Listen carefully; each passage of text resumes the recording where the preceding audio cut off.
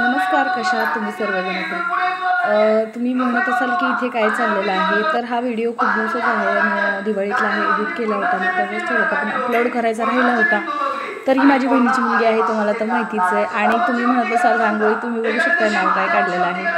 तर माझ्या बहिणीची पंगत आहे बाळूमामाला, त्याच्यासाठी ही सगळी तयारी चाललेली आहे, म्हणजे लक्ष्मीपूजन दिवशी. तर इथं छानपैकी आम्ही रांगोळी वगैरे काढली आहे, सजावटी करतो आणि मस्त दिवे वगैरे लावणार आहे सगळीकडे.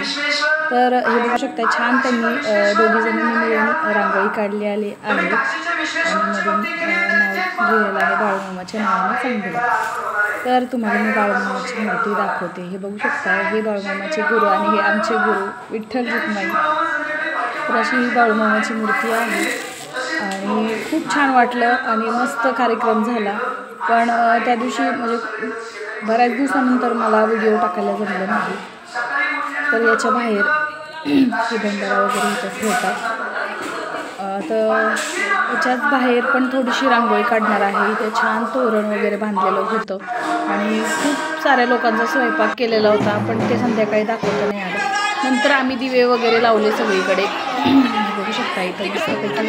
आणि ढोलाच्या तालावर मुली मस्त फुगडी खेळतात हे बघू शकताय.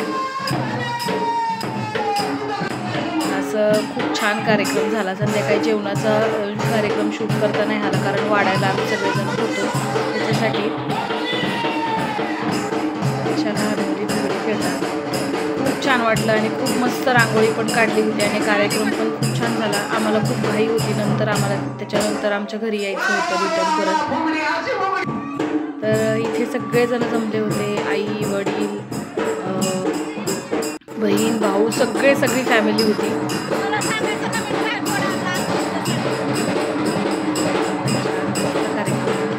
सगळे दर्शन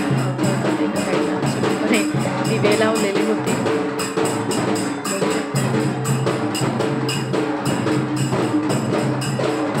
ते छान असं माईकमध्ये त्यांच्या ओव्या वगैरे म्हणतात बाळूमामाच्या. आणि खूप छान स्वयंपाक झाला होता.